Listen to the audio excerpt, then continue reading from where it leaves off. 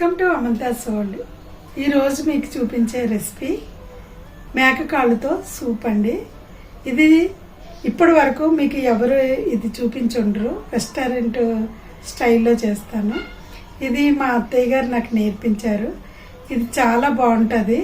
మీరు కూడా ఖచ్చితంగా ట్రై చేయండి. నేను ఇది నేర్చుకున్న దగ్గర నుంచి నేను ఇదే స్టైల్లో చేస్తానండి. ఇది చాలా బాగా నచ్చుతుంది. ఖచ్చితంగా మీరు కూడా ట్రై చేయండి, మీకు కూడా నచ్చుతుంది. నేను ఇప్పుడు దానికి కావాల్సిన ఐటమ్స్ ఏంటో నేను చూపిస్తాను. దీనికి 4 మేకకాళ్ళను తీసుకున్నామండి.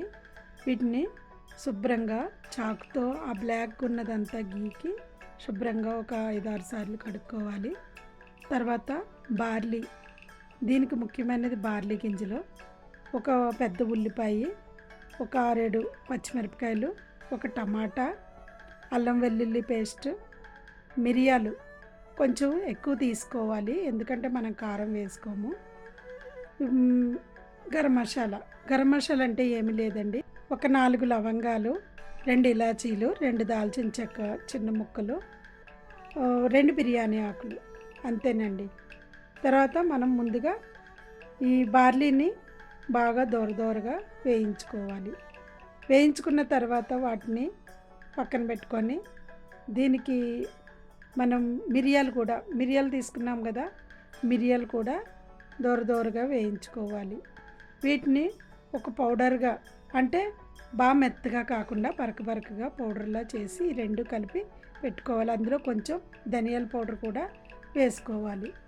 ఇప్పుడు శుభ్రంగా కడిగి పెట్టుకున్న ఈ కాళ్ళు ఎప్పుడు చూడండి, సూప్కైనా కానీ మనము లేతగున్న కాళ్ళు చూసి తెచ్చుకోవాలి. మరీ ముదురువైతే చాలా టైం పట్టేస్తుంది. కాబట్టి లేత కాళ్ళు చూసి మరీ తెచ్చుకోండి.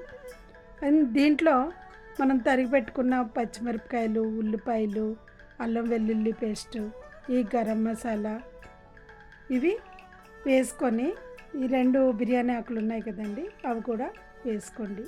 వేసుకున్న తర్వాత ఇది మటన్ కాబట్టి స్మెల్ రాకుండా, నీసు వాసన రాకుండా పసుపు కూడా కొంచెం యాడ్ చేసుకోవాలి. ఉప్పు వేసుకున్నాము. ఉప్పు వేసుకున్న తర్వాత పసుపు వేసుకోవాలి. పసుపు వేసుకున్న తర్వాత ఒక పెద్ద సైజు టమాటా ఒకటి తీసుకోవాలి. టమాటా ఎందుకు వేసుకుంటున్నామంటే మనకి కొంచెం లైట్గా స్వీట్గా వస్తుందండి ఇది. కాబట్టి దీన్ని కూడా మనం వేసుకుంటున్నాము. మనకి ఇష్టమైతే కొంచెం స్పైసీగా ఉండకూడదు అనుకున్న వాళ్ళు కొంచెం ఒక స్పూన్ షుగర్ కూడా యాడ్ చేసుకోవచ్చు. నేనైతే యాడ్ చేయలేదండి, యాడ్ చేసుకోవచ్చు. ఆయిల్ కూడా మరీ ఎక్కువ అవసరం లేదు. ఒక 3 స్పూన్స్ ఆయిల్ అయితే సరిపోతుంది. ఈ ఆయిల్ వేసుకున్న తర్వాత ఒకసారి కలిపి పెట్టుకోవాలి. కలిపి పెట్టుకున్న తర్వాత ఇప్పుడు మనం పౌడర్ చేసుకున్నాం కదండి, ఈ బార్లీ పౌడర్ని ఇందులో వేసుకోవాలి. నేను ముందే చెప్పాను, బార్లీ పౌడర్ బాగా మెత్తగా కాకుండా చూడండి, నేను బరకగా చేసుకున్నాను. ఈ మెత్తగా ఉంటే కనుక, పౌడర్లో ఉంటే మనకి ఈ సూప్ అనేది చిక్కదనం వచ్చేస్తుంది, బాగా స్టిక్కీగా అయిపోతుంది. కాబట్టి బరకగా ఉంటే ఆ బోన్స్తో పాటు అది కూడా ఉడుకుతాయి అన్నమాట. అందువల్ల మనం అది చక్కగా లిక్విడ్లా వస్తుంది, సూపు బాగుంటుంది. ఇలా చేసి వేసుకున్న తర్వాత కడిగి బాగా కలుపుకొని ఇప్పుడు వాటర్ వేసుకోవాలండి. వాటర్ మనము ఎంతో ఎక్కువ వాటర్ వేసుకుంటే, అంటే మరీ ఎక్కువ కాదులేండి, 4 కాళ్ళకి సరిపడినంత వాటర్.